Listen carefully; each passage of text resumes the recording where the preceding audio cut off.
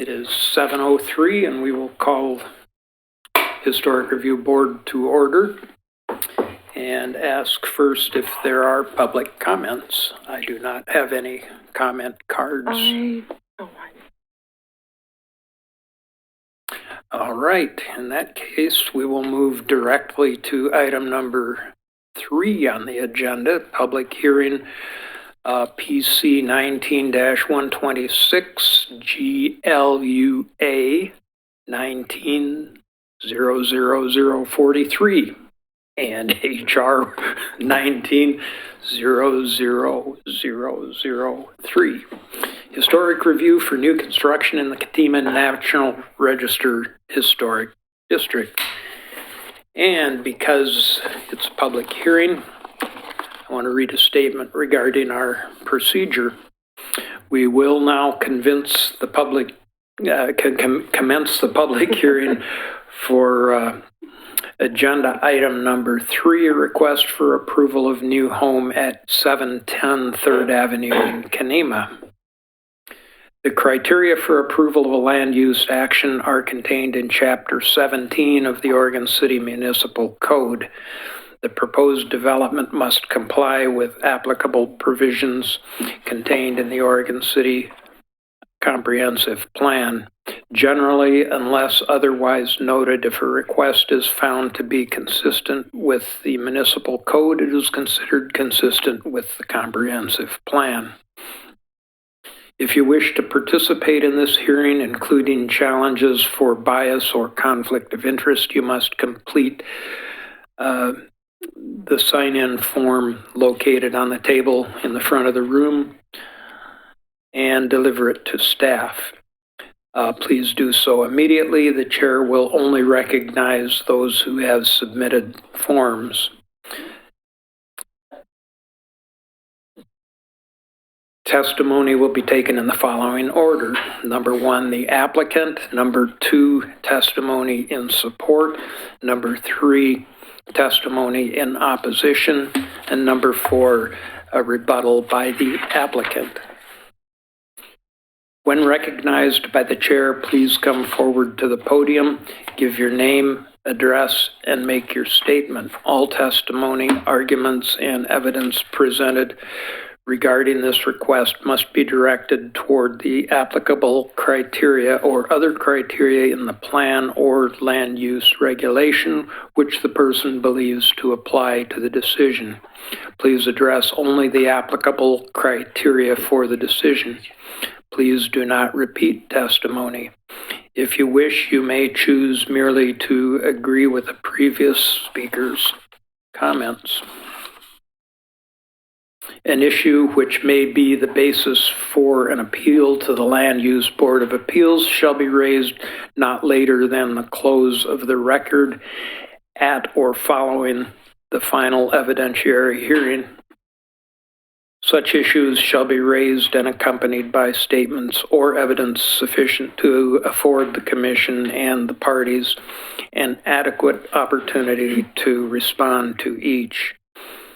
Failure to raise an issue accompanied by statements or evidence sufficient to afford the decision makers and parties an opportunity to respond to the issue precludes appeal to the State Land Use Board of Appeals based on that issue.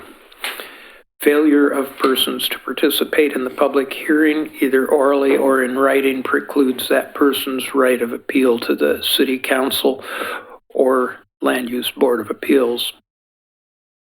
Written testimony submitted prior to the hearing constitutes participation in the hearing. Failure of the applicant to raise constitutional or other issues related to proposed conditions of approval with sufficient specificity to allow the court decision makers to respond to the issue precludes an action for damages in circuit court. Prior to the conclusion of the initial evidentiary hearing, any participant may request an opportunity to present additional evidence, arguments, or testimony regarding the application.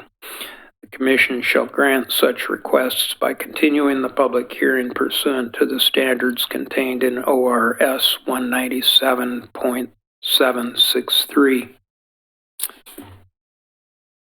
So, first question, do any board members have a conflict of interest or ex parte contact with the applicant? No. No.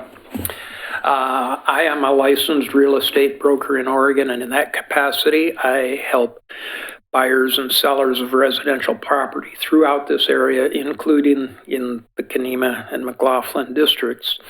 The property under review is not for sale, and as a result, there is no actual conflict of interest.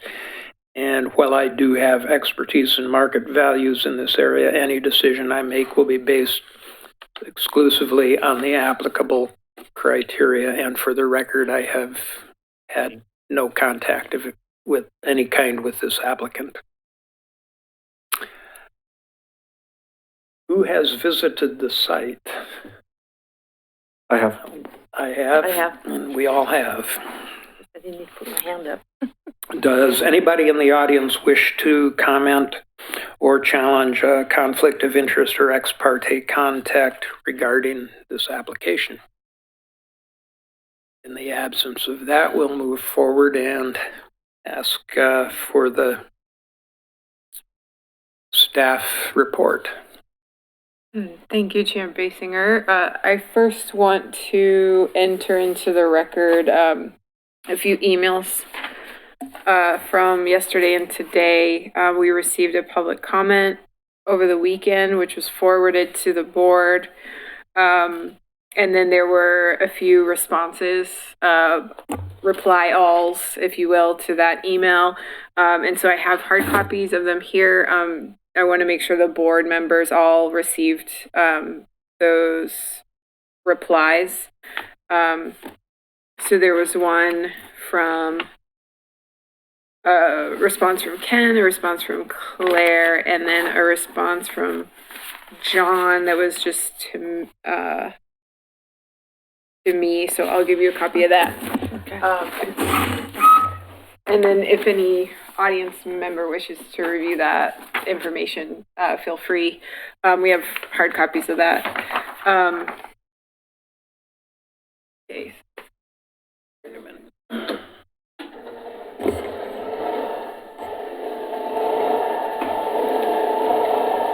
guess I just ended up with the I didn't see. When did this come in? This came in.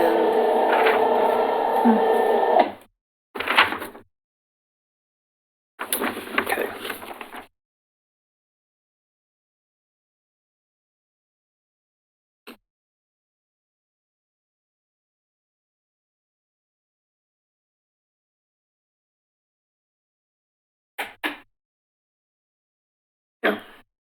Okay, so this file number is HR 1903 for a new single-family home in the Kenema National Register District.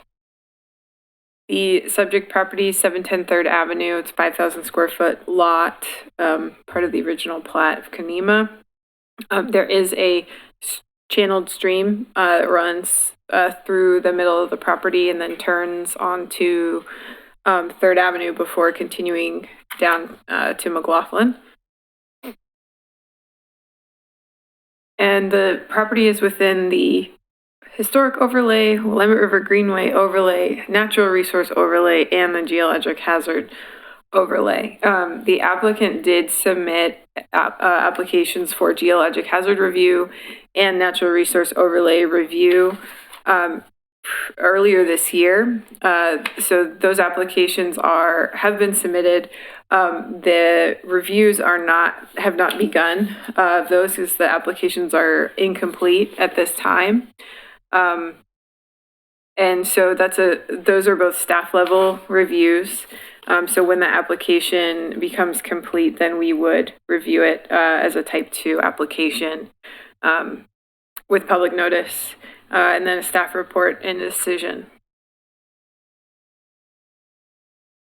So here are some recent photos of the property.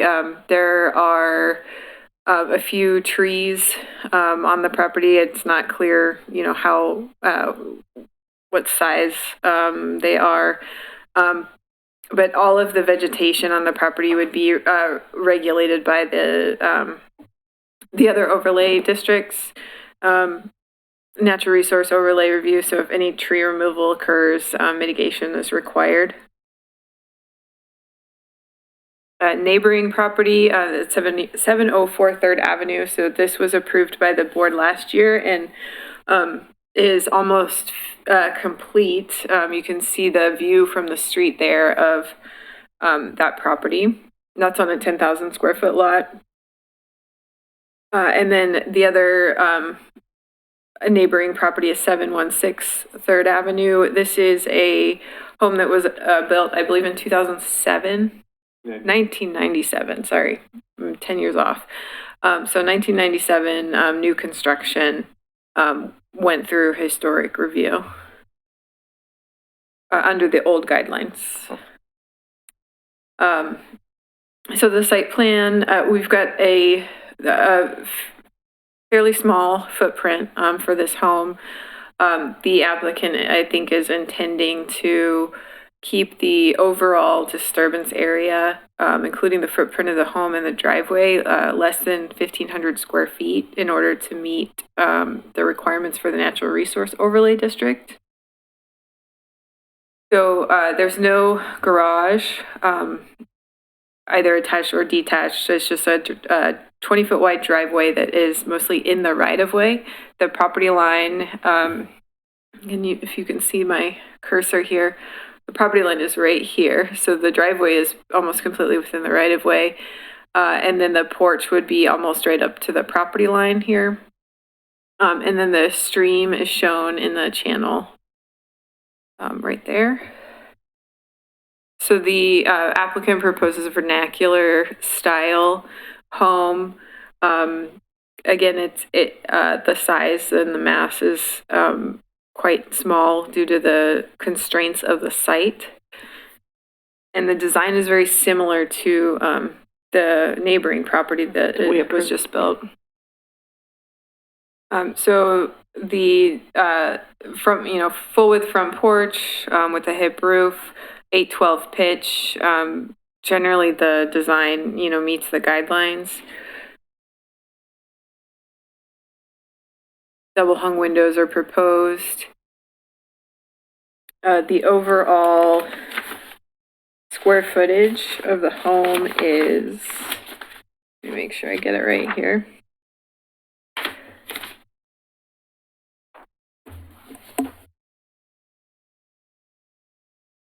So the home's 18 feet wide, 30 feet deep.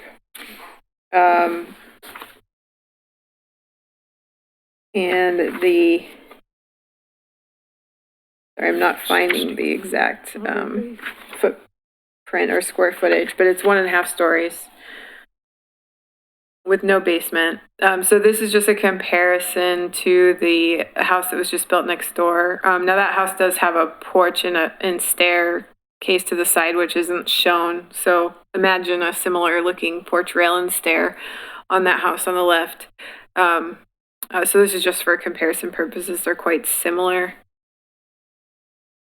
The natural resource overlay district is, I mentioned it before, the entire property is covered by the overlay due to that stream and then the required buffers on either side of it. So this is an excerpt from the applicant's natural resource overlay application, and I'm not showing this because it is approval criteria of this board, but I'm just showing it for informational purposes.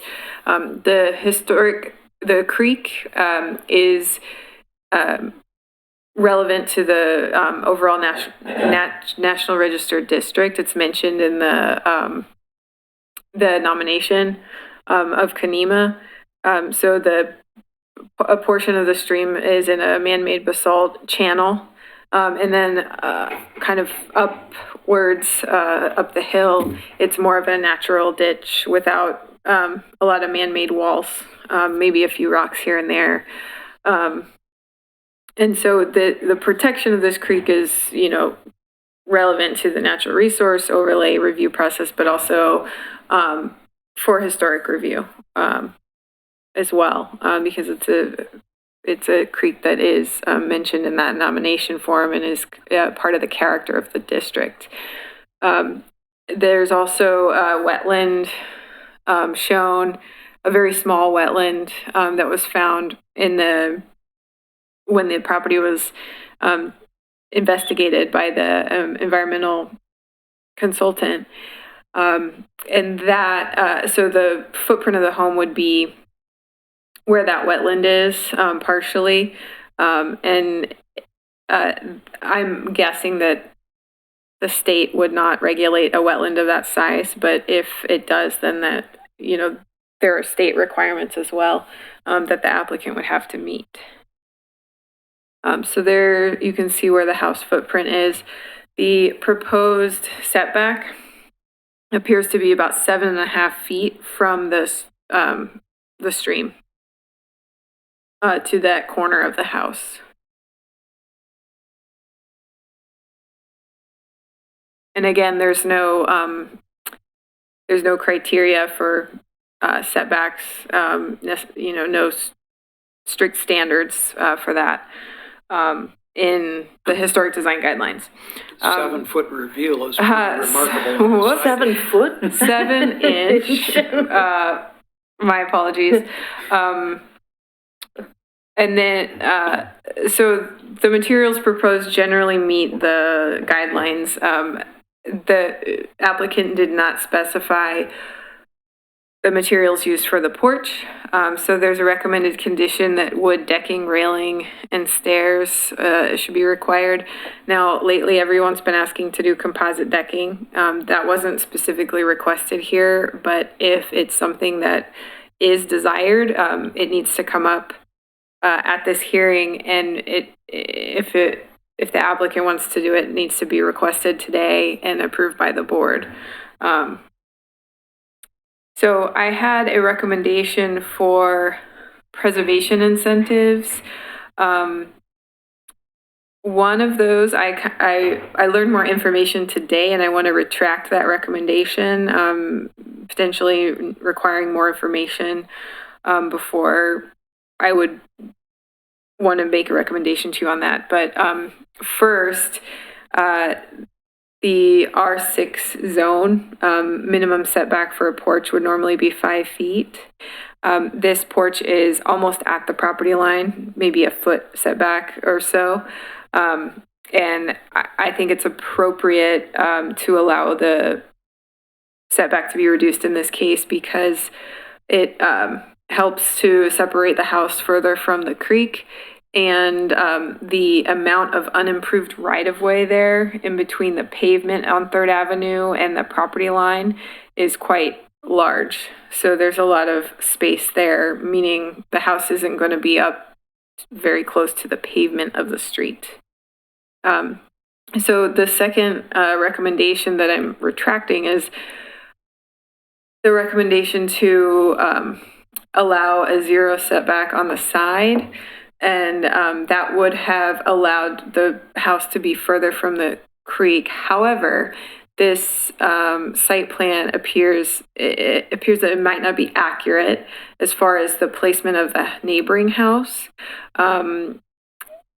I spoke with the neighbor, the owner of that property today, and he informed me that his setback from the property line is actually only 5 feet, whereas this showed about 12 feet here.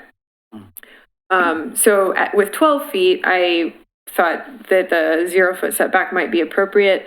If this house was really only 5 feet from that property line, then I don't necessarily recommend moving this one even closer to that.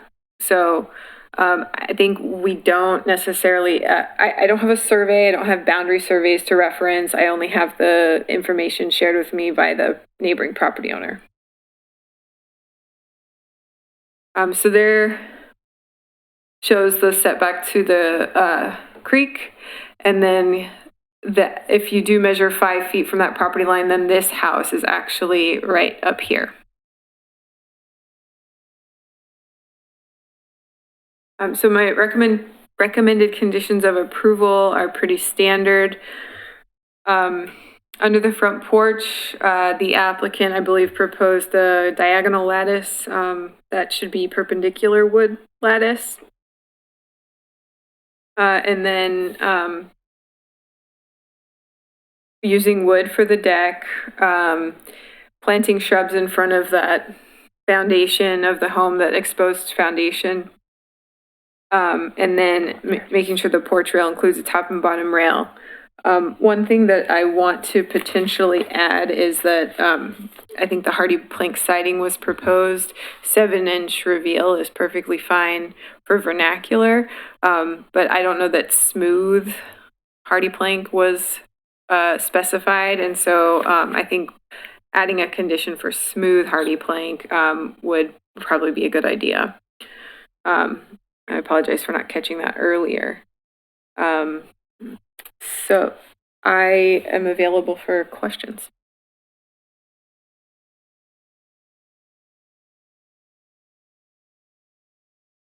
There's still a reduced setback on the west side with the current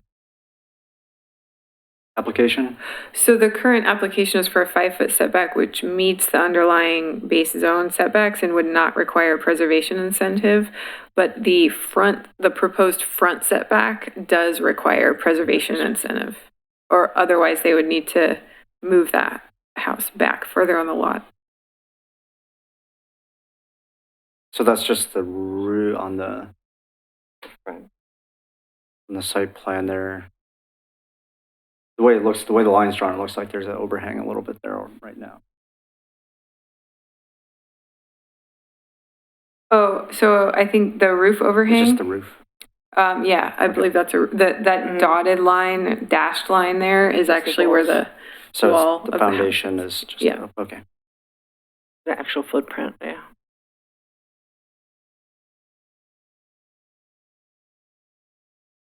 So the 7.5 feet to the creek is counting the 5-foot setback? Yes. Okay.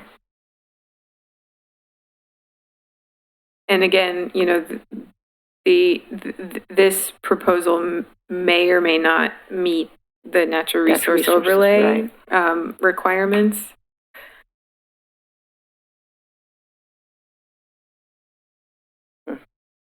Is there any additional information that in the application, I guess, on the, I visited the site, but I haven't walked up onto the property. What part of the channel or the, basalt structure in the channel is historic, and what the alterations would be to that part of it, or?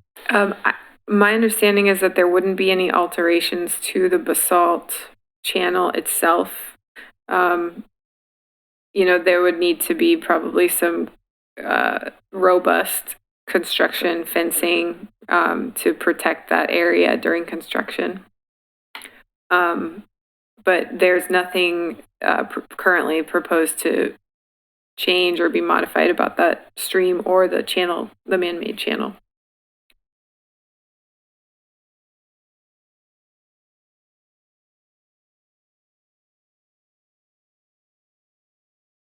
Any other questions? The wetland, that small area, how does that affect, or does it? There's been no ruling or anything as far as that Yeah, small so area that's being right. So constructed because the entire site is in our natural resource overlay, we require mitigation for any disturbance. So whether it's on that wetland or which we don't have mapped. So the city was not aware of any wetlands on that property. So our regulatory framework is based on the stream and then the buffer for the stream. So we don't regulate the wetland itself. Right. The applicant, if the state doesn't need to review it, or if the state reviews it and approves it, can fill that wetland.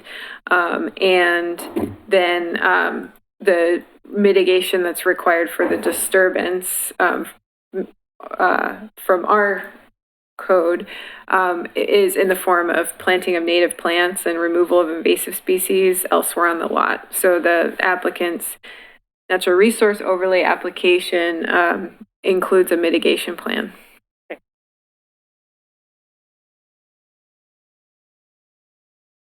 Right. Okay. Thank you, Kelly. Is the applicant present? Come on forward and make sure your microphone is switched on and Yeah, it's on. state your name and address for the record. My name is Mark Zawadzki, and I'm owner of the 710 3rd Avenue in Kanima. Okay. Tell us about your project. Well, I think everything was said about it already. I just want to build a small little house there. I have a perfect lot. I think that building a house there would be an improvement for that street, and I can do it.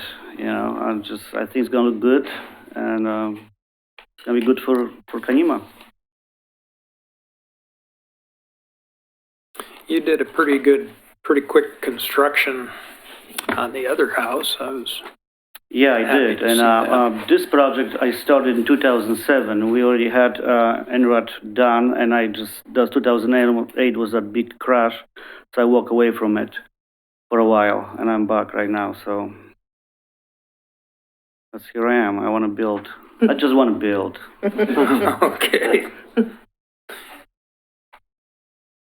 Anything else? No, the only thing I was thinking of it was that retaining wall that is in a creek over there, that basalt retaining wall. It's much farther back from where I'm gonna do the work, so we're not gonna disturb anything in there. The trees, there's 3 or 4 dead trees that has to be taken down anyway, so we have to cut them down. They are almost dangerous right now. They're totally dry.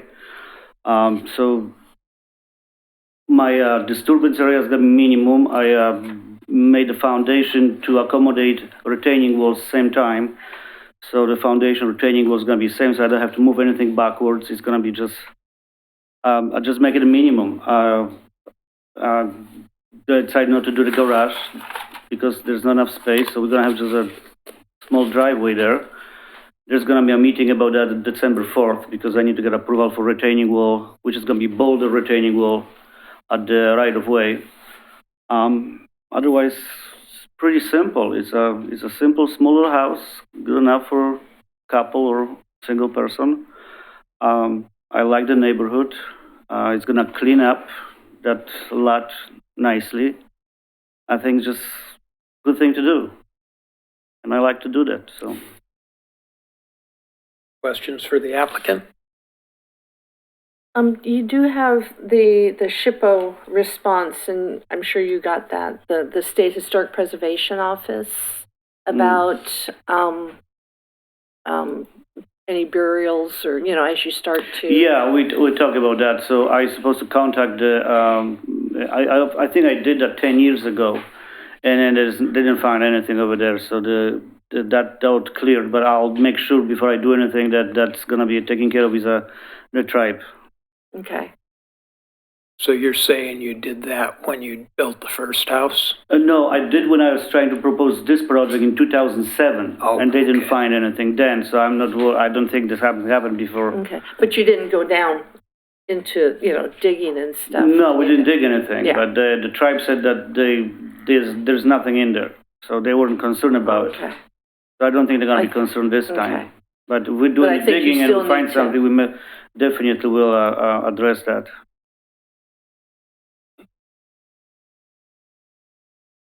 More questions? We thank you. Thank you. And is there testimony in support of the application? Testimony in opposition to the application? Come on forward. My name is Garrett Mulder. I live next door at 716 3rd Avenue. And I'm quite aware of the dimensions there and where the water is. I believe the wetlands are much larger than you're suggesting. But the main thing is the dimensions. I know where I had to build my house, and I know I had to be 15 feet from the corner and 5 feet from the edge. My house is 30 feet wide and exactly 5 feet from the property line. And the drawing kind of shows the house being positioned kind of after the creek turns, but actually where it's going, it's actually going to be right along where it's going straight for a certain distance. And dimensionally, you're talking about between my foundation and where that creek starts between 29 and 31 feet. We're cutting that one real close. I don't think you can technically do it without going right up to my property line, or within a couple feet of that property. But one of the main things is that creek line could very easily change. It's basically a ditch.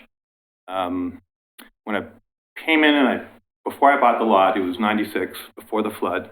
I was thinking about it. Then the flood came and I had to go, I looked at the creek before, and I had to go look back during the flood to see what happened, It stayed and everything, but afterwards, the creek had changed its shape. And I believe a lot of the rocks that were lined up, so you have the engineered rocks along the street, but as you went around the corner originally, I think they just kind of lined rocks up. And I think most of those rocks are downstream, probably, during the flood. But that creek has changed shape. It was definitely wider after the 96 flood than before. And I'll never forget that because I just remember it got wider. So it could happen again. So the dimension of that creek could change. I don't know how you dimensionally fit this house in there, one, and two, like say if you're cutting that lot, you're going to be right next to that creek on parts of it. Some of those boulders can be pretty big. I can see where you move a boulder and suddenly you've opened up the creek. I know I have my lot cut and there's some big rocks there. So I think this particular plan doesn't really fit the lot very well. I think I would, maybe there's a way, but this particular plan, I don't know how you dimensionally can do this and have it be appropriate. And I'm not going to let anybody build on my property line if they're going to be 5 feet away from my house. I know you can't build a house without being on my property line if you're building on the property line. I will not let that happen if there's any legal way I can keep it from happening. At some point, they're going to have their application in, and I have to sit down with an attorney and find out exactly where I stand. But I think this isn't the house for that lot, and maybe there is a way of designing around the circumstances, but I don't think this is it. Take this too wide in the back. Somehow, you would have to come forward and maybe over and stay in what is probably the drier part of the lot. The closer you get to my property line, the wetter it is. As it is, it's showing the middle of that being right where there's a whole bunch of water. I know where the water is. I've been catching it for years. And that was the first place I caught water, was right where the foundation of that, in the middle of that foundation. So I could see someone also having trouble there during really bad weather events if they were to use that first floor as living space. I could see water coming in or having some real issues that way, mold, whatever. But I think that particular design really won't fit that lot. I think I've used up my 3 minutes. You have.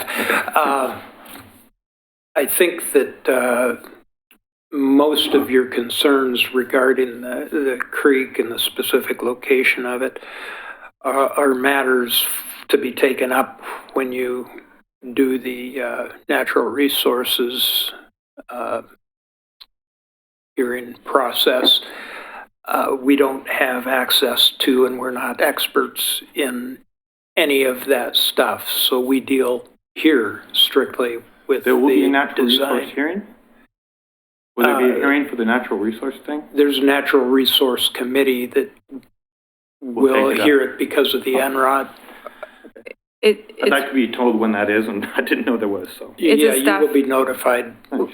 It's a staff level review. I could only comment. Oh, okay. So that you'll get a Stand notice, corrected. and there will be a public comment period. There is a natural resource review process that does go to planning commission in some cases. And I don't know that this is going to rise to that level. It depends on the details of the application. Trust what she said, Oh, no. not what I said. She's on top of it. Regarding the setback to the property line, we've already heard from staff that the 5-foot setback will stand, and there won't be a request to move the footprint any closer to the property line than that. I have a question. I think I've got my dimensions. So it has to be 7 feet to the creek? No, that's what is proposed, is 7.5 feet, but there is no, there's no clear and objective minimum number. It is through the Natural Resource Overlay District. If the footprint of the home is this small, then there's no necessarily minimum setback from the stream. Okay, Any further questions? thank you. Thank you. And now, the applicant, if you have any comments to respond to that, you're welcome to do so. If, No, I don't really do have much. I just know my neighbor doesn't want me to build over there. He already proposed that 10 years ago that he wants to buy that property for me for like $1,000, which was funny to me. So he just doesn't want me to build, and that's what his concern is. And I know that creek is the same way it was before because of basalt wall, the historical wall is there, have never moved. I know there's some boulders in that ground because I did the house at 704 on 3rd Avenue next door. So I know there's some, but they were all to the size that we can move them without, blasting them with the dynamite. So it's not that that's gonna slide to the creek and change the. Yeah, that's about it. okay.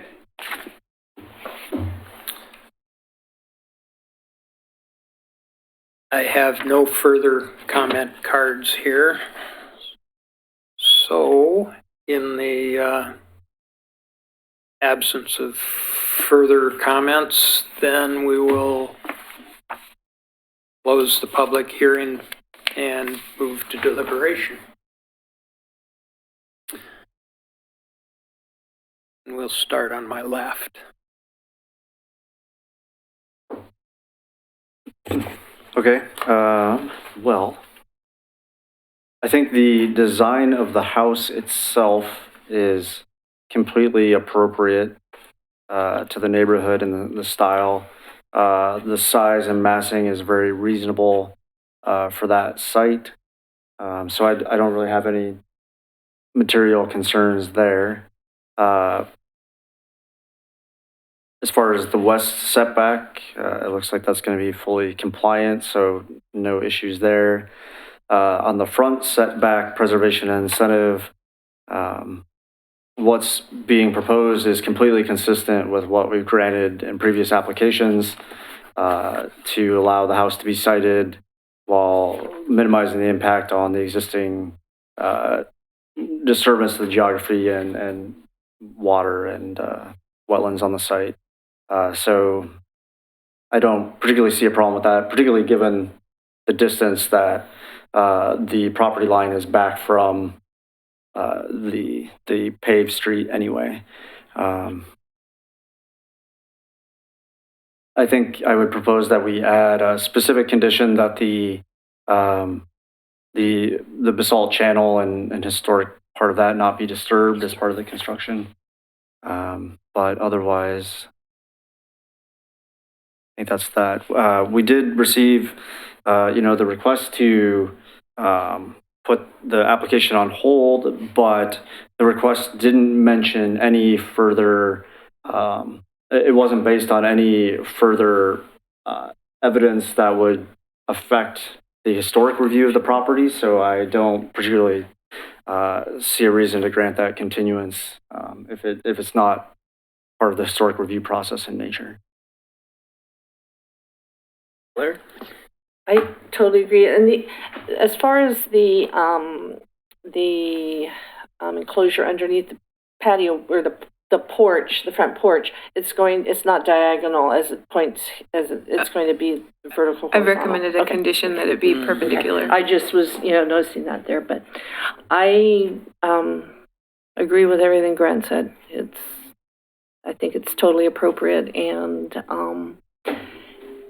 just as long as due diligence is done on the overlay, the wetlands and everything. So Can we go back to the staff recommendation for conditions of approval? Yes, and I do want to add, I found the part of the narrative that talks about siding, and it actually does say smooth already. So the Oh, okay. proposal is for smooth siding, and we don't need to add a condition for that. So here, this page or the next one. I gotta go back to prison. I just wanted to go to see Okay, all of them sure. again.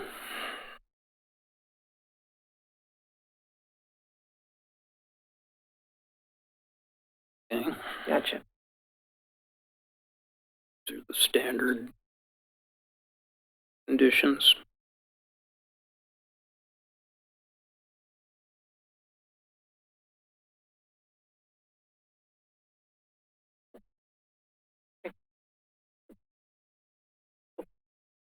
Okay.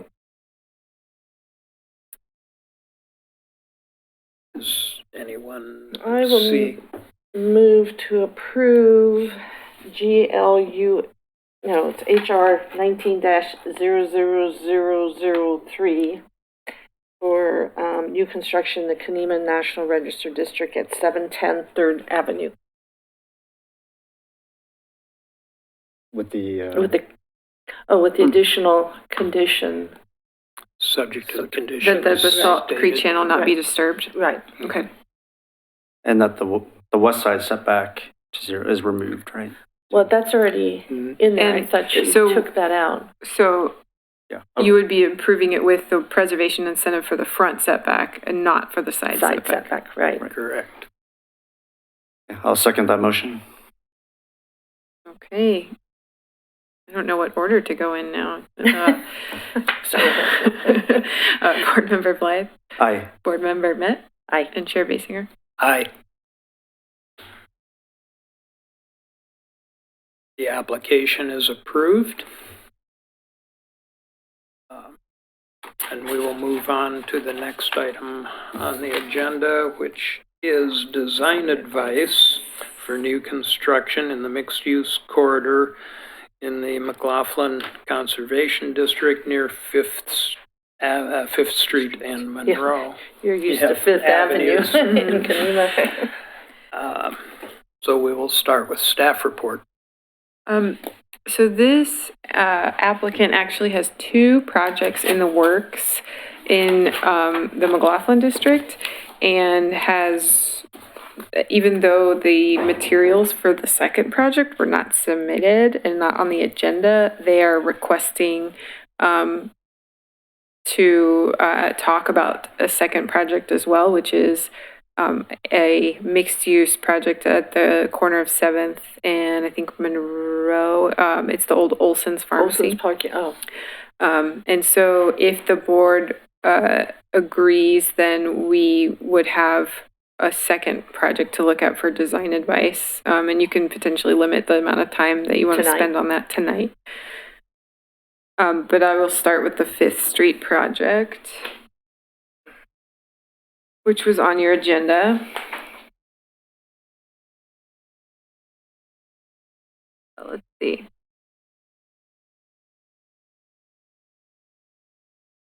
So this is on the edge of the McLaughlin district on 5th Street, next to the Guild Mortgage Building. It's kind of a 60s era low slung building.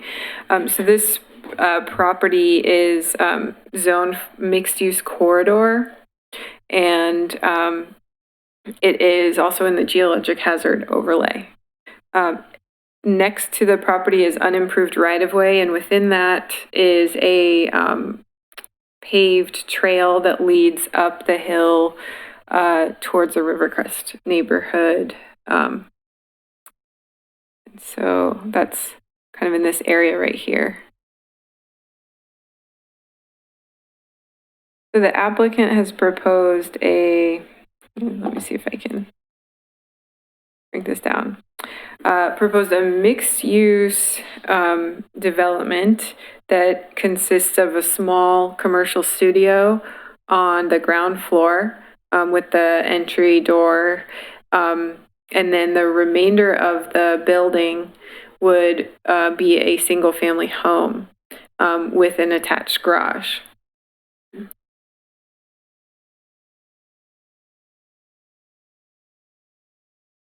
So I believe the applicant has described this as a bungalow design, bungalow style. I don't particularly think that it has a lot of bungalow elements, but the design guidelines for commercial development outside of the 7th Street corridor. So in the 7th Street corridor, we talk about streetcar commercial design. Outside of the 7th Street corridor, where the zoning allows for commercial or non-single family development, the guidelines call for Queen Anne or vernacular style that kind of looks kind of residential in nature, but is, can have a commercial use within it. So a bungalow design does not really fit the guidelines in this particular case, although in McLaughlin in general, bungalows are appropriate for single family homes. So the side elevation, so this is on the uphill side, and then on the downhill side, on the side of the Guild Mortgage building. And then the rear elevation.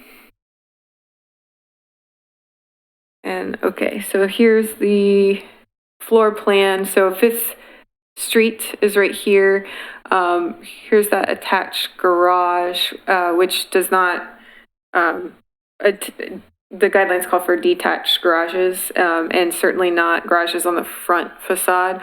Although the applicant did submit, along with this, for design advice, multiple photos of street-facing garages on 5th Street and in the general vicinity. And then you can see the small commercial studio here. And then the remainder of that is the residential use. And then the upper stories are the residential use as well. This meets the mixed-use corridor zoning as a live-work unit. So it is a permitted use in the mixed-use corridor district. The applicant will also have to go through site plan design review for that, which is a staff level review that is required of any development in the mixed-use corridor zone. So I think we've looked at the elevations, and pull up the narrative.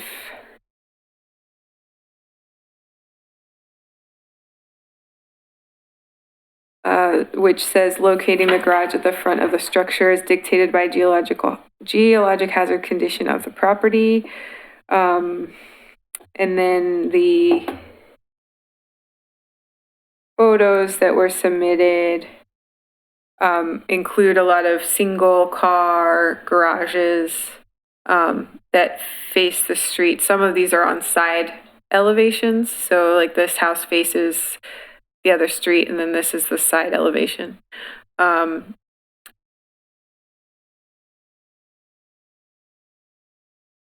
those were included as well.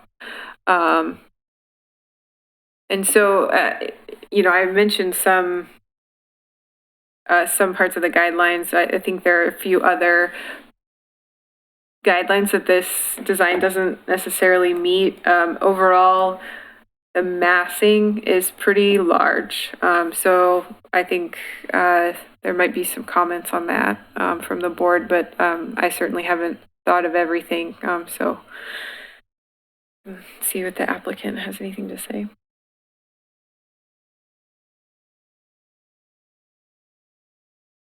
That's all I have. Yeah. Okay, thank you. Is the applicant here? You want to come up and we'll talk about what is happening here. So you've heard what the staff reaction Yes, thank is. you.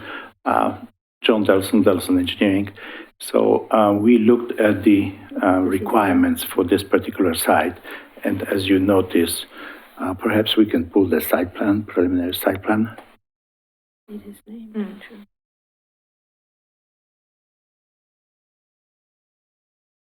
I don't think we got a site plan.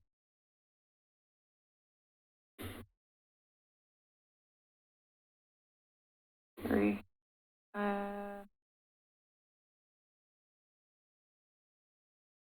I don't have a site plan, but I have that. Yeah, the site plan shows that we had to take care of a couple things here to design We have to say it. the building on this side. First, we have to deal with the slope, as you can notice from rear left side, sloping down towards the Guild Mortgage project. And more importantly, a geotechnical hazard zone. So after preliminary discussion with the city staff and preliminary recommendations, we have to be aware and deal with the geotechnical hazard zone and with the slope. And we had a meeting with the city staff, 4 members of the Oregon City, and including the soil engineer who works for the city. And when we proposed the floor plans, everybody was in favor of this because the city will not look in favor retaining walls higher than 8 feet tall. So we propose on the left side the garage. The garage will serve as a buffer with the retaining wall and the slab to prevent sliding. Okay, and the second city requirements is to have the commercial studio facing the street, 5th Street. So we had to put it on the right side, on the lower side. And the commercial studio must have exit or entrance front to the 5th Street. And the garage is located on the left side. As I say, we cannot have retaining wall and then the building.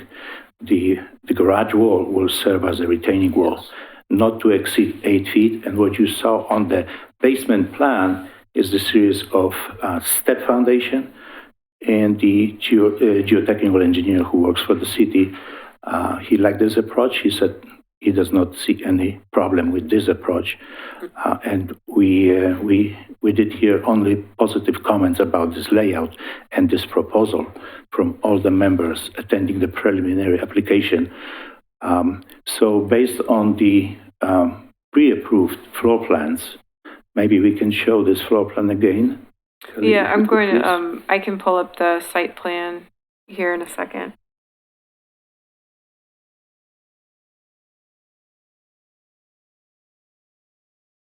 Sorry.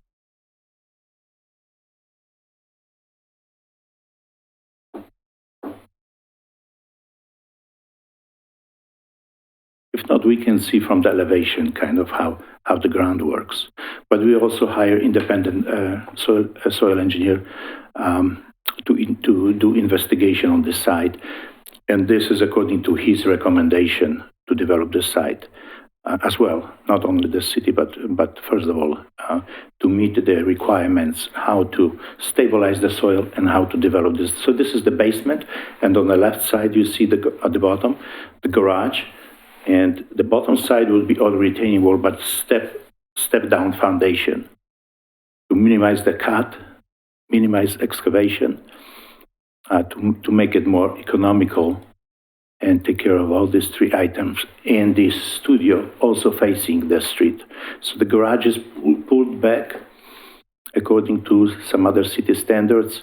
The garage, they don't allow to be in front of the building. This is pulled to the back with the slope to the driveway about 15%, so we can minimize the cut, hold the soil.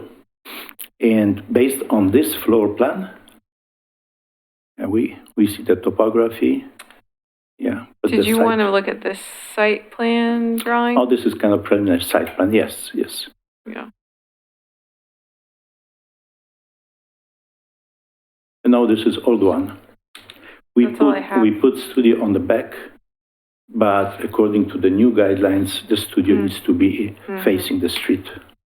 Okay. Well, that's the only one I have on Yeah. our server. I do have 24 by 36 page of the site plan, but nevertheless, from Fifth Street, you see how the slope is working here. So we developed these floor plans that we think fits the best, not only the geotechnical, the sloping condition, the city criteria, and what the owner wants accomplish. The owners have fairly large family, and this is the footprint, number of bedrooms that they require, and also the commercial studio. The commercial studio will serve the need of the owner because she's trained in medical field and she's giving classes and training CPR and other classes. And there would be work and live to meet this criteria. Yeah. And based on this floor plan, we developed the elevations. If the committee feels appropriate, we can modify the elevation. However, the floor plan, we would prefer to remain as it is with the location of the garage and the studio, according to all these necessary requirements. The slope is, the lot is very difficult to develop. And realistically, walking down the street, we see many homes with the garages facing the street. So we don't think that this would necessarily compromise the requirements. Well, as you know, the reason we're here is for design advice to make suggestions that will help you get through the process and the eventual design review. And in that regard, as I look at this elevation, I see some design cues thrown in there, but they look, well, they're not, I agree with staff that they're not elements of a bungalow style. If I can interrupt, I don't know why the bungalow word came into play, to be honest, but we basically looked at the houses surrounding. We have the pictures. We see that this kind of, not necessarily bungalow, but this kind of style probably should fit the neighborhood. It's going to be much nicer, of course, than any of those homes around, but we can simplify or we can modify the look if we see the clear guidelines. However, as I said, the footprint and the design, the floor plans were dictated by all these important elements and requirements. So if you see some particular things that we can remove or add to the elevations, we are happy to do that without necessarily moving or removing the garage or the studio. Actually, it must stay where it is. We cannot flip it to the other side, of course, accessibility and other things. So, But what is the siding, the vertical siding? What is that? we can do button board or anything that will be appropriate. We are not set. It's not like, okay, we must to have this element or this element, this trimming or this siding, whatever. But I think The first thing that you need to do is establish a clear theme that you're going with. You know, my 1994 house is listed as neo-Victorian. Yeah.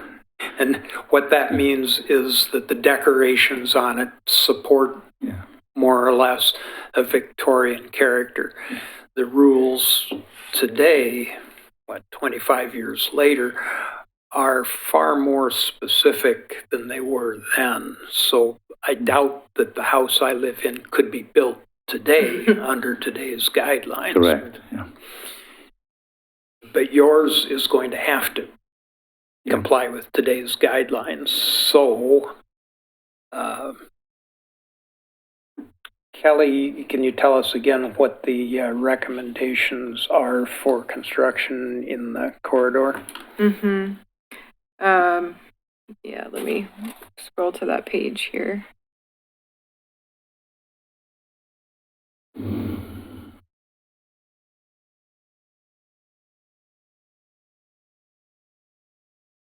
Okay, commercial building styles. Outside of the 7th Street commercial corridor, commercial uses shall employ a residential style architecture to better integrate into the neighborhood fabric.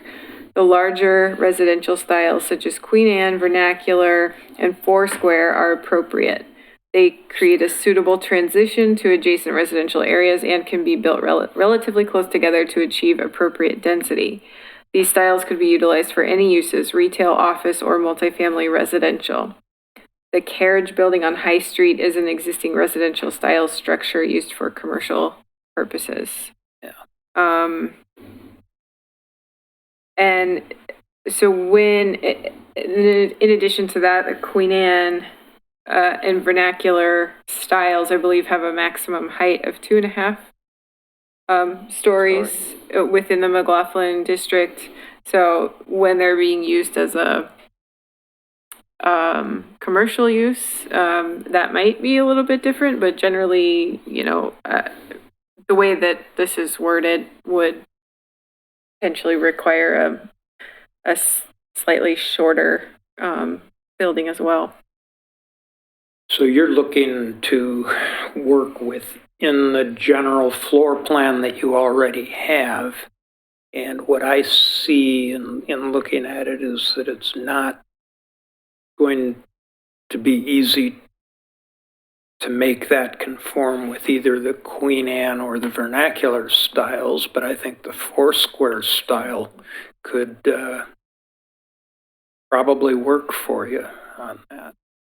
Would you provide some samples Examples? of that style? Yeah. If you go, Pet's old house. Mm-hmm. yeah. And there are some down on High Street as well, in the vicinity of 4th or 3rd Street. There are a couple of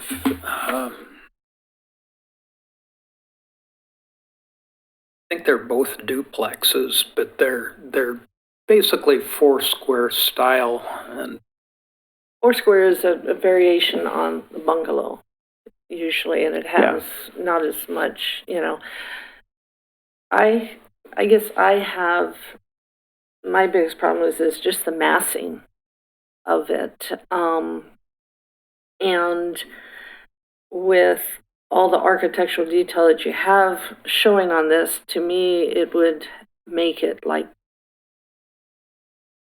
you know, in your face kind of thing, where I think with the Foursquare, some of the design elements from that, they're simpler.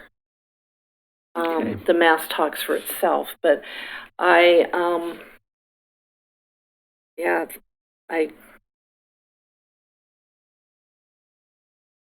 high, and then this is against the landscaping, or it's going up, so it kind of Correct. will sit into the right, but it'll, it's just huge. We were thinking 2-story actually, but with the city requirements that we need to push the studio to the front. We had to redesign, and here it is, and there is no other place for the studio. and the 2 stories on top. I think that looking at the floor square would be a good idea because you generally would have a hipped roof on the front, which will kind of bring down some of the height a little bit, but still allow you room to have potentially loft up a 3rd floor or have finished space up there. A couple other details, and these kind of go to Ken's comment that I would maybe step back to the kind of the high level and pick your overall style first and then go to the details. But, when I look at this, a few things, the side light, the single side light on the entrance that's in the middle, without having the symmetry there is maybe a little unusual. Same thing with the studio entrance being kind of asymmetric to the windows there. More, generally speaking, would prefer to see a little more symmetry. On the left elevation, it looks like there's some horizontal sliding windows. Casement windows would probably be okay, but horizontal sliders generally aren't something that we like a whole lot.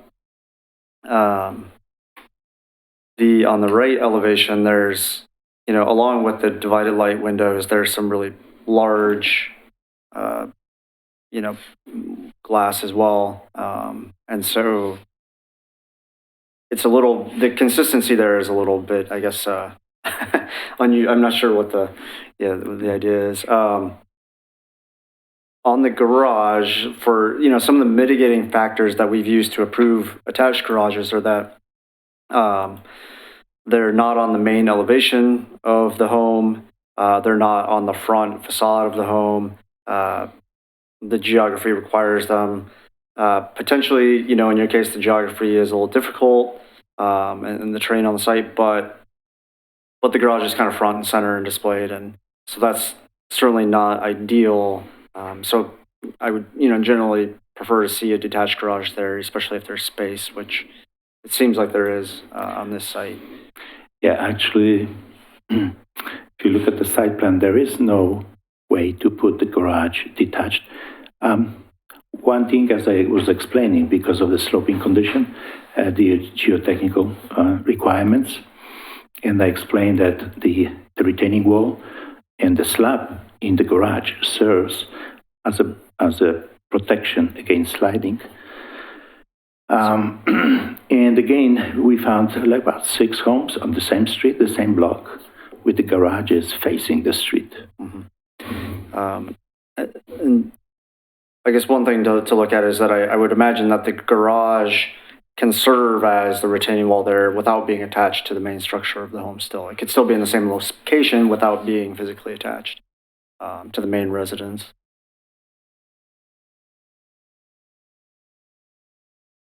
Can we have the floor plan? Main floor plan. Yeah. So the garage. Yeah, I do see. So this is the basement. Yeah. The garage appears to be detached for about 14 feet. But then, of course, we have to have entrance from the garage to the main building. And on main floor plan, that's the basement. If we can show the main floor plan. This is the only one I have, except for the old version from your meeting. So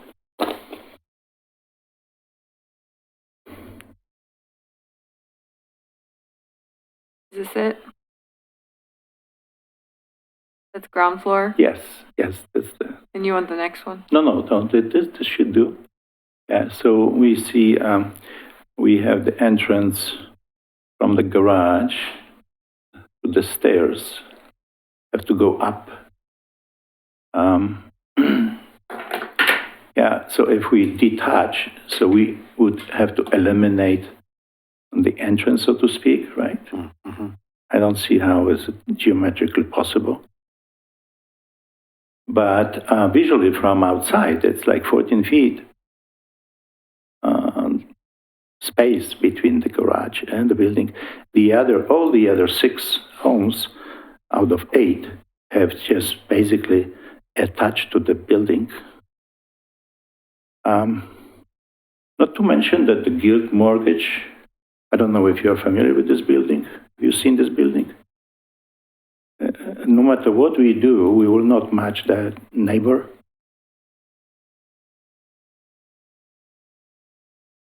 From any point of view, historical, aesthetical, or anything. And this Is house, that the, this building, the 1960s Yeah, this is style what building? used to be On the old Fifth, medical yeah. Medical Guild, center, yeah. Guild Mortgage. It's a one-story with almost flat roofs. And so no matter what we call this new style, will never match the neighbor. We call it historic, non-historic, contemporary, whatever we do, will never match the neighbor. But the idea of the garage, as I say, is taken from that street. So I understand the guidelines are guidelines, but the guidelines should be guided to that block or this area, not necessarily 2 blocks from there or half a mile. But most of those are either like they're single car, you know, and smack up against the house, and they're set back more, or they're built underneath the house as part of the, you know, which was a style that was very common back then. There was once 1-car garage and 2-car garages. We have pictures, but we could reduce to 1-car garage if that's the problem, I guess. Well, if you did that, then you could have it, if it was a 1-car garage, then you could have it as a separate structure. Not Yes. not a good idea, but as I say, if we cannot have 2-car garage, we could reduce from 22 to say 10 more feet, have 1-car garage if that makes the big difference. But again, from any reason, you know, entrance from the garage to the house would be desirable. Yeah.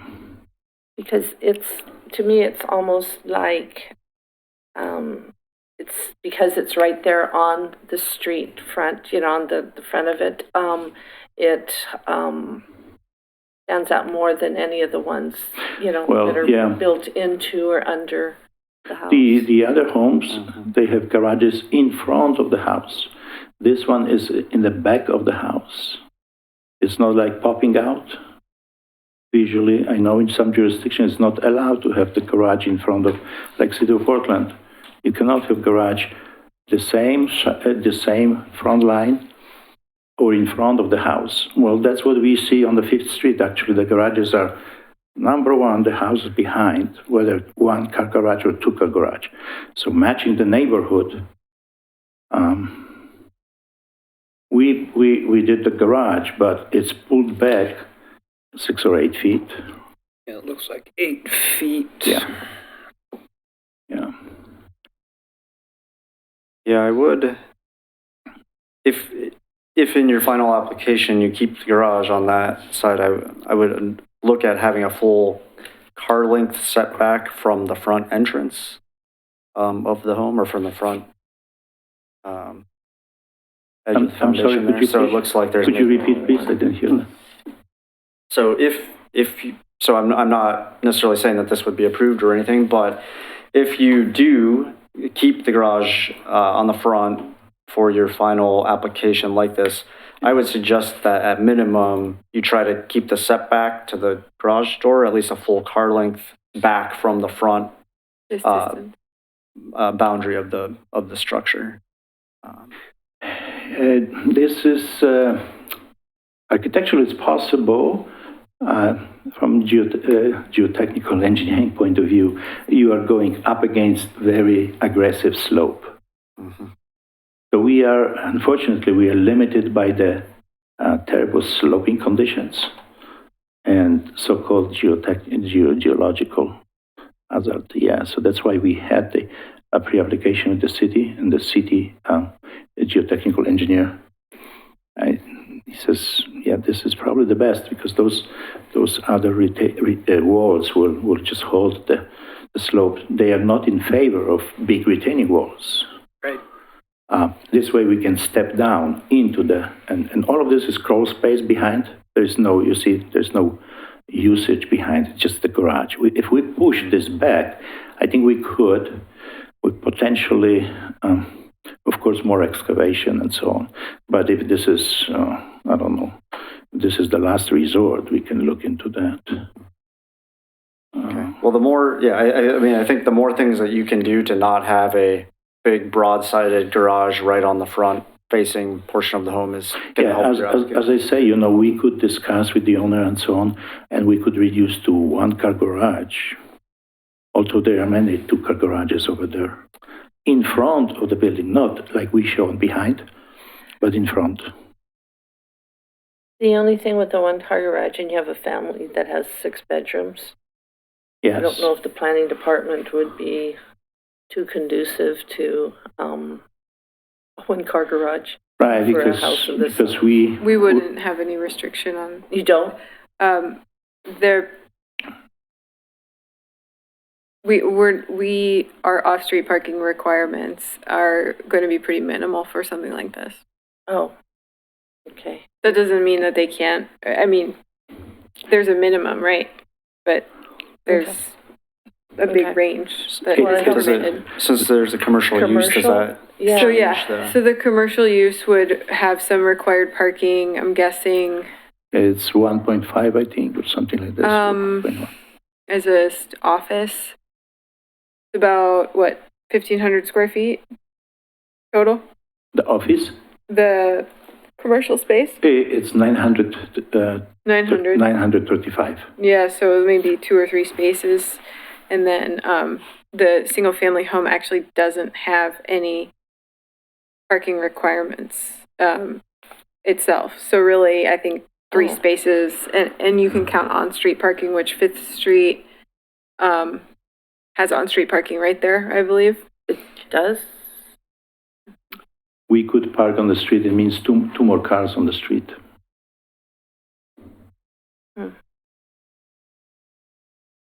There's a bike lane. I think there's a And parking behind. lane as well. Okay. Yeah.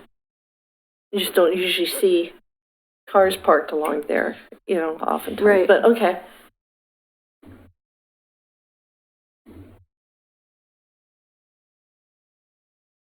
We were trying to avoid, although we could, maybe, park somewhere on the street, but we were trying to avoid as if possible. In this plan, what's the distance from the front of the garage to the curb? Yeah, I can Fifth take Street. a look, yeah. Do you know? I don't have Setback on the I don't front. have a site plan that's current. 20 feet. 20 feet. So that meets the minimum standards. However, again, we didn't want to push too much to the back Because you're because we digging are in. Yeah. very steep and simply very expensive, but also not in favor if we have to build huge retaining walls. I just wanted to pull up the page that shows some Foursquare examples since we talked about that. There you go. Those are commercial.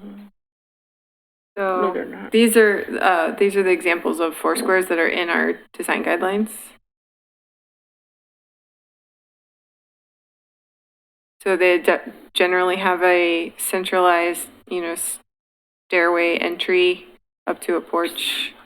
And then the half story on top is a half story with dormers generally. Yes, we could modify the front elevation like this, and the site was simply dictated, as I say. The neighbor is kind of, I don't know if it is even modern, contemporary, the Guild Mortgage, this building, and basically the owners would prefer to have view on that side, more windows, bigger windows. Well, we can eliminate, more than happy, eliminate some of the windows and match the style. That's not an issue, or shouldn't be an issue. We need to. And also we can center the entrance. The entrance, if we look at the elevation, is a little bit different thing, but but we could make at least the bottom level, center, and the upper.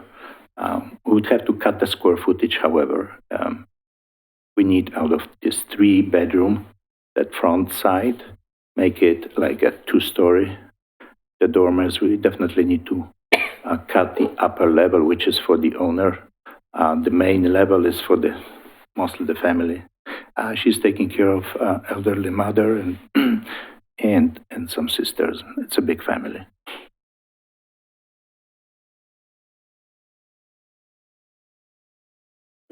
Difficult challenge.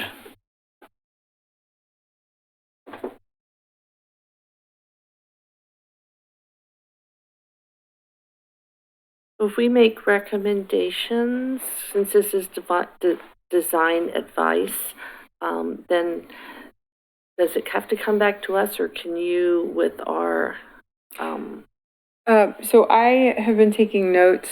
So there's video of this, of course, and then I've been taking notes that I would then share with the applicant. And design advice is non-binding. I should have started with this, but it's informal, non-binding. So anything that's said here tonight does not necessarily mean that it's going to be like that in the future. And the board members are giving their individual advice and not as a board. So I would share the notes. And then, of course, you have access to the video of this meeting that you can always go back and review. And then you can turn in your application, and you would come back to the board for an actual public hearing. When that would be? Whenever you turn in an application and it's complete, we would schedule you for the next hearing. But I was told in December there's no hearing. Is that true? That's correct. So the next hearing is January 28th, I believe. And if you turn in your application before the end of December, then you can make that deadline. Okay. So let me ask you, is it any possibility to keep the floor plans? If we can maybe show the upper floor.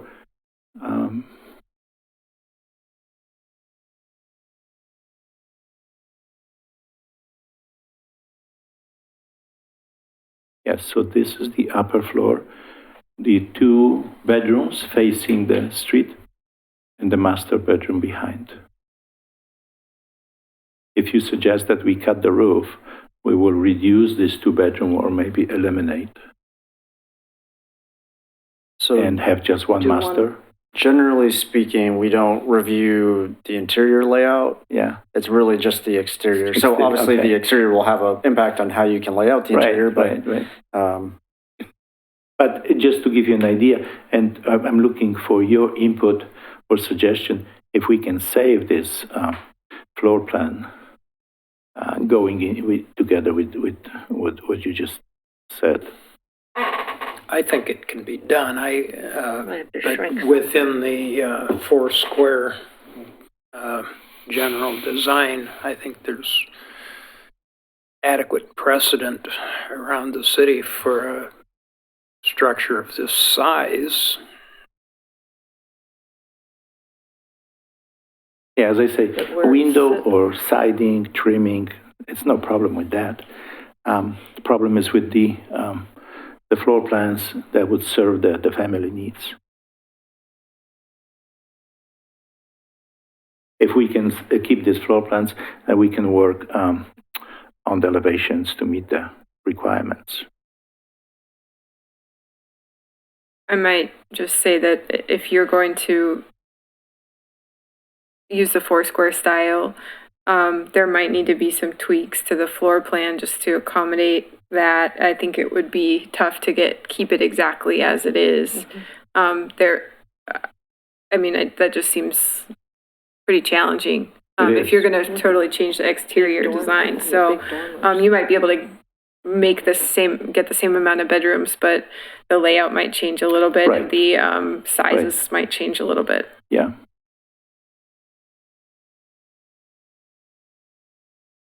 Yeah, I think regarding the siding, the vertical boards, there's I'd be hard pressed to think of. Yeah, place we, with vertical we have siding no issue with goes this. So there is horizontal. no problem about that. So horizontal better. Yeah. Horizontal I think siding would so. be more appropriate. Yes, simple, just, Mm-hmm. I mean, all the architectural details, whether it's the knee braces, the shingles, everything, I would pick the major style first and then, go from there. yeah, Mhm. work your way down. Because I think you'll Yeah, find, okay. if you just follow the examples, but. So at the bottom line is we can keep the garage as it is and the studio up in front. Well, no, I don't think there's any, like Kelly described there, all the advice is non-binding from this meeting here. So I would take into account all the suggestions and comments we've made about the garage. So I think the more you can do to mitigate the garage, the better chance you'll have of getting it approved. But it's, at least in my personal opinion, I'm not particularly in favor of the attached garage there.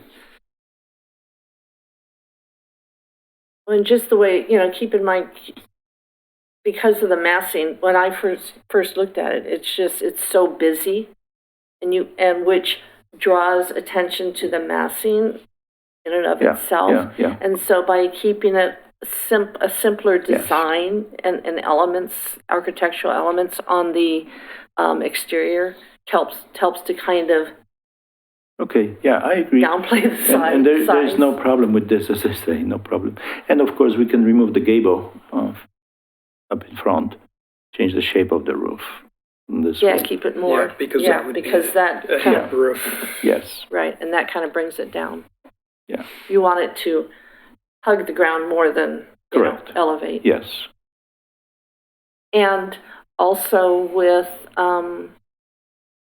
Foursquare, it's very, God, what's the word? Even on both sides. Symmetrical, thank you. As opposed to with, other styles, this is a lot more The asymmetrical. two upper floors, the windows are symmetrical. The bottom, we can rearrange and have the front entrance. That's no problem. The front entrance in the middle. Mm. And then just having, I think, having like 1/1 or like 6/1 windows as opposed to 9/1. 9/1. Again, that downplays the busyness Yeah. of it. So just having, and 1/1 windows are a lot, and you get a lot more light, and and they're a lot cheaper.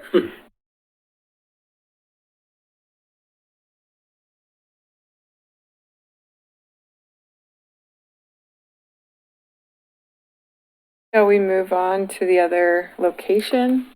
think- Let me ask you, okay, so, okay, I guess that would be probably, if we come up with a preliminary, according to these guidelines, would you be able informally give suggestion or advice before So we? you could go through another round of design advice if you wanted to in January before you would submit your application. If you want to revise the design and then come back for more advice. Alternatively, I'm happy to look at it and provide you my comments based on the guidelines, so that you don't have to take another month out of your schedule. But, you come to the board with a design, and a lot of times there are conditions of approval. The board requires some tweaks here and there to the design, and then so they approve it with some changes. And so that, it doesn't have to be 100% perfect upon your Yeah. application submittal. Basically, I guess my question is, okay, how to simplify and speed up the process? Otherwise, talking 2 months, another month, before we even, We understand that. construction. And again, the process of the design review is intended to do exactly that. Thing is, we have a lot of experience in dealing not just with the applicants, but with the public in general. And we can anticipate what kind of public comments are going to come, what the reactions will be to a design that you put in front of us. And that's what we're trying to do, is guide you in a direction that's compatible with the public input that we would anticipate based on how long we've been doing this. So we don't want you to come in here with a plan that is likely to stir up a lot of emotion and public opposition, because that's going to slow you down. Okay. Yeah, Well- thank you. I appreciate it. Well, and I think also that Kelly, she knows her stuff really good. True. And, she's hearing what we're saying and able to translate that and look at your plans and say, yes, you're going in the right direction, as opposed to that probably won't be successful. So, Yeah. okay. having staff review would help that a would lot. help. And I think Speed that up. would definitely Okay. speed Yep. it up. Sounds good. Okay, thank you. Mhm. And And then part two. Part two. This one should be Part two. easier because the design is very similar to what the board has already approved. I'm glad to see something happening there yeah, after Um, many years. So this is 7th and, is that Monroe? Oh, no. No, So this is the Adam? No. site here on the corner of 7th. So there's a existing parking lot behind that would serve the new building. And here we go. So these are the 4 documents that you sent me just now. Want to look at. We have elevations. Rear and front. Here we go. So there's an existing historic building next door that is a multifamily structure. Behind All it. right, let's get it. And so the design of this building is meant to kind of play off of that one. It has kind of these 2 symmetrical elements on the historic building. Is this the front here? Can you tell me? We will call it front, yes. That would be, so that would be on 7th. Yes, because it's on 7th. Okay, and I think what we talked about is moving the entry to 7th. Correct. Which And is that no would problem. be the rear. And then we've got the Monroe Street side here. The entry for the commercial space would move to 7th as a requirement probably for this board and for site plan design review requirements. And then this is the facade that would face that neighboring building. And so it's built with almost 0 setback, which is historically appropriate, and it is probably matches what used to be there. I remember the drugstore. So this design is very, very similar to what was submitted in 2014 to the board, and it was, I believe that was approved at the time, and then the application, the approval has expired at this point. Oh, so there was another, Mhm. that was before There was I a- came back on the In board. 2012, there was a Yeah. 3-story Before I design retired. that was approved, and then in 2014, it was modified to a 2-story design, similar to what you see here, and that was approved. And then the applicant didn't move past that stage, and now they're back with this is a very, very similar plan. yeah, and I think the compatibility with the neighboring design speaks strongly in favor of that. The style, yeah. Yeah, because it's got multiple roofs and dormers and stuff like that. So on my end, I don't really have any major comments on this. There was one item, I think, we have a ground floor retail space, like minimum floor to ceiling height. And that sometimes gets reduced to be proportional to neighboring historic buildings. And so I think that would probably be the case here, where you wouldn't want a huge, really tall ground floor, because you're trying to mimic the building next door. But Although it kind of sits up. yeah, so there might be a slight reduction, allowance to reduce that height, but probably not by a lot. Looks like So 11 feet. Oh, yeah. So the right elevation, those windows would be more where the commercial area is going to be. Am I correct? Yes. And that's, okay. Yeah, we will call Which it seems front more because, appropriate for yeah, we will commercial. call it front because that street, I think, it's more important. Oh, yeah, it's a main thoroughfare. It's a larger. So, commercial building styles and the guidelines talk about multi-story buildings where the first, the ground floor height must be at least 12 feet. Unless for multifamily use, then maybe 10 feet. So the commercial space, according to the guidelines, would have to be 12 feet. And then upper floor to floor heights, at least 10 feet.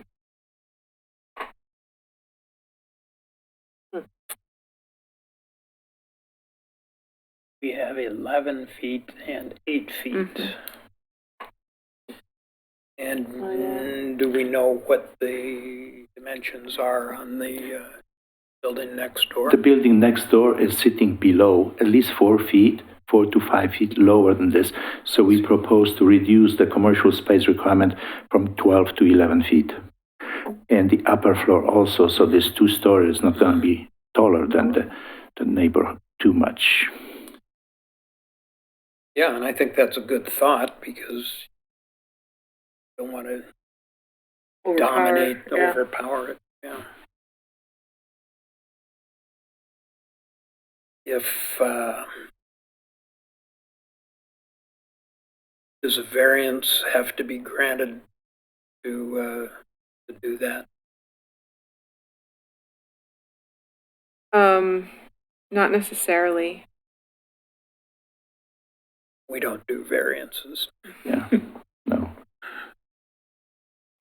In other cases, we've handled it through what we call a modification, where the design if the design better meets the historic guidelines, then it can be considered a modification that better meets the standard. And no variance required.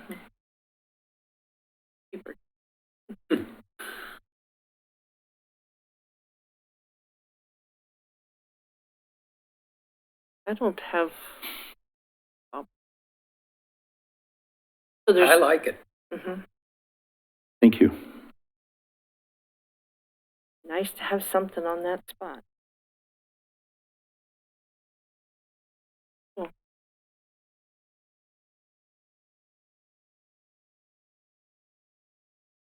Great. Yeah, I think it's pretty good, pretty close, I think, to what would fit there. There you have it. And I like Okay. the window difference, with the commercial and the residential, to where it really defines it.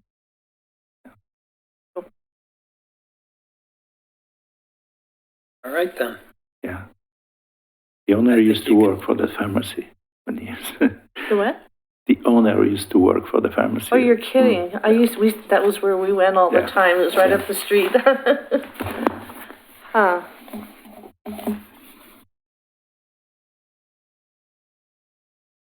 might have. Well, Thank thank you. you very much for your suggestions and advice. We will try to implement those changes. Yeah. Okay, All right, thanks. Thank We'll you be in very touch. much. Yeah. You have a good night. the next item on our agenda is the meeting minutes from. Oh, gosh. Sorry, there's actually one agenda item that was split on the 2 pages of the agenda, so it's easy to miss. 4B. Oh, The what? city commission direction to review definitions of new construction and demolition. Ew. We have, fortunately enough, we have a staff report.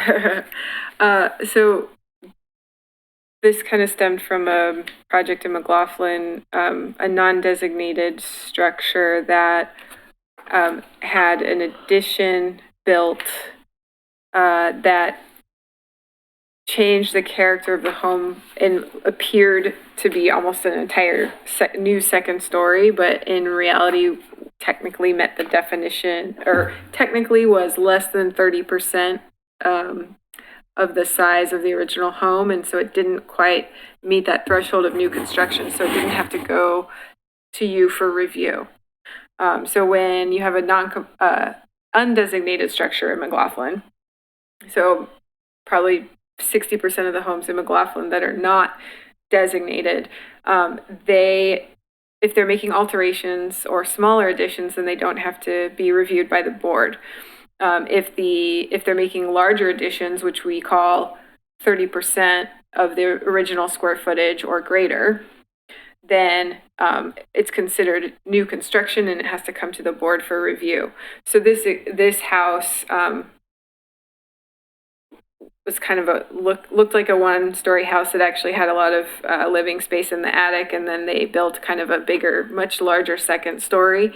And turns out the addition was only 19%, but the appearance of it was much different than the design of the original home, and it looked a lot larger, and so people reacted to that and thought that maybe it would be worth it to revisit our definition of new construction to see if it's something we might want to change. Maybe 30% is a little high, or maybe we could define it in a different way.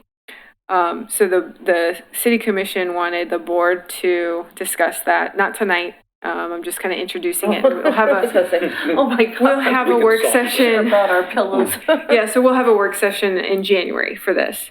And then the definition of demolition as well. They wanted us to look at the same project that I just described. Also was almost completely demolished and then rebuilt with the same footprint within a larger second story. So I think we want to, the commission wanted the board to kind of consider the definition of demolition and when demolition review is needed. Now, our code does not require demolition review for a non-designated structure. So lots of structures in McLaughlin could be demolished if they're not designated without board review. And then lastly, I don't know if this was in the staff report, but we've talked before about major public improvements. So when the city is making improvements to the streets, or when we did the 7th Street streetscape, we've talked about some items in Kenema that gets reviewed by the board when it's in the historic districts. That is also very not well defined, that term, a major public improvement. So I think at the same time we talk about these other things, we maybe could also talk about how what we consider to be a major public improvement, and maybe what's minor enough that you don't want to review those. Because at this point, we kind of come to you and ask even for little stuff, because we just want to make sure. But isn't that with staff review? I mean, on some of that?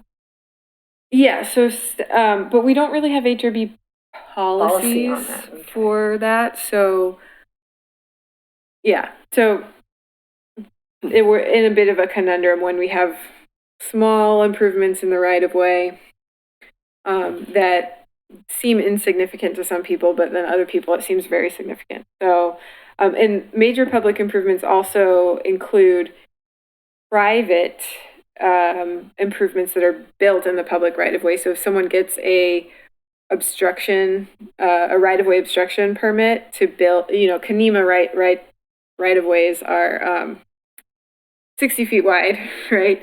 So a lot of people have like a lot of yard space in the Into right of this way, right-of-way, yeah. and they want to build a fence or they want to build a shed or something, and so that could be potentially considered a major public improvement as well. And so, the question is, when do we want to review that? And when don't we? When do we think we need to? When it affects the, character of the district. So we'll have that discussion in January, and Sounds I'll like more than provide. one work session. Maybe. We'll start that discussion in January. The other thing to know is you all wrote a letter of support for us for a grant for us to update our comprehensive plan. So we want. I don't know if we found out about the second grant, but we won the first grant. I think we either got the second grant or we probably will. We haven't found out yet, and so we plan to start the comprehensive plan update next year. That will be a very broad look. We're going to look at the big picture of everything, including historic preservation, and then that update to the comprehensive plan would likely result in a lot of implementation projects. So changing codes here, changing guidelines here, changing processes and programs, the city has as a result of, new goals and policies of the comprehensive plan.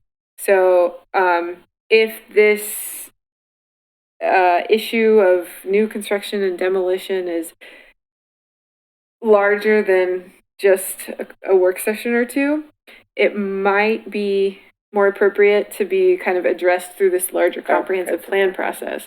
But I think we want to have the conversation in January and maybe talk through that a little bit.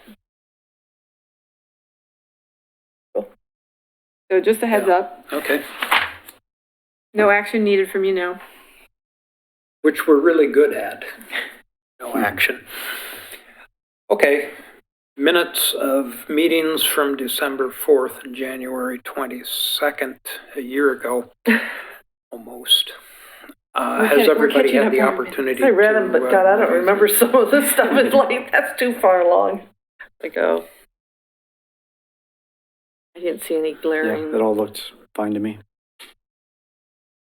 And it looked fine to me. I didn't have any corrections on any of them. I move that we approve the HRB minutes from December 4th work session and meeting, and also the December 4th, 2018 work session and meeting minutes, and then also the January 22nd, 2019 work session and meeting minutes. I'll second that motion. Board Member Met. Aye. Board Member Blythe. Aye. And Chair Basinger. Aye. Great. Woohoo. Oh, The minutes are approved. Communication. So in addition to our work session in January, I think we'll be talking about the CLG grant. So it's been 2 years since we last applied for a CLG grant. So we'll need to submit an application in February for another grant. And these are $12,000 from the state that can fund educational programs or events related to preservation. It can fund parts of our regulatory preservation program. And so we would, I'd be kind of coming up with the projects that I think make sense for the next 2 years and then presenting that to you for your feedback before we would work on a grant application. And I will also have some updates from SHPO. There's a lot of stuff that's been going on at the state level with code updates, rule updates that we will need to address. So I will have some information for you then as well. No meeting in December. For that. Cool. Okay. You said no meeting? We will not have a meeting in December. Oh, I thought you said, for some reason, I thought you said no meeting in summer. And I'm like, what? That's why I'm like, huh? Well, you guys might get off, for the spring while I'm gone. Yeah. I don't know. We'll see if any No, applications Christina come in. said, shtick. Okay. With that, we will adjourn the meeting and Great. say good night to our vast viewing audience at home.